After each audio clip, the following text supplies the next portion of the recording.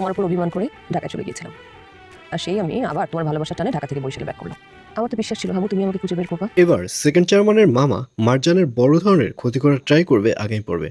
বিস্তারিত জানতে সম্পূর্ণ ভিডিওটি দেখতে থাকুন। আসসালামু আলাইকুম প্রিয় দর্শক, সবার কি অবস্থা? হাজির হয়ে গেলাম মিড এন্টারপ্রাইজ নিবেদিত হাবুর স্কলারশিপ নাটকের ৩৪৩তম পর্বে কী সব ঘটতে চলছে তার অগ্রিম খবর নিয়ে। অলরাইট, এই পর্বটি আরও বেশি ইন্টারেস্টিং হতে চলছে, কারণ এবার সেকেন্ড চেয়ারম্যানের মামাকে দেখা যাবে সে মারজানের বড় ধরনের একটা ক্ষতি করার ট্রাই করবে। কারণ গত পর্বে তো দেখতেই পেরেছেন যে মারজান সেকেন্ড চেয়ারম্যানের মামাকে রীতিমতো থ্রেট করেছে যে হাবুর নামে যদি সেকেন্ড চেয়ারম্যানের মামা কোনো ধরনের কথা বলে, অর্থাৎ বাজে কথা বলে, তাহলে তার প্রতি অ্যাকশন নেবে। আর এই কথা শুনে সেকেন্ড চেয়ারম্যানের মামা এবার মারজানের প্রতি অনেক বেশি রেগে যাবে। আর অন্যদিকে রাতের বেলা মারজানকে দেখা যাবে সে হাবুর সাথে আড্ডা দিতে বসে যাবে। তখন মারজান হাবুকে বলবে যে সে মারজানকে খোঁজেনি কেন।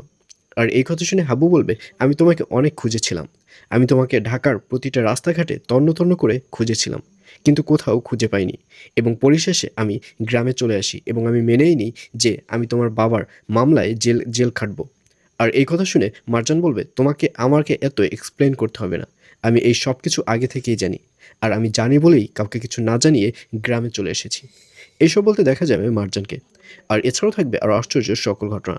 সুতরাং সবাইকে হাবুর স্কলারশিপ নাটকের ৩৪৩তম পর্ব দেখার আমন্ত্রণ রইল।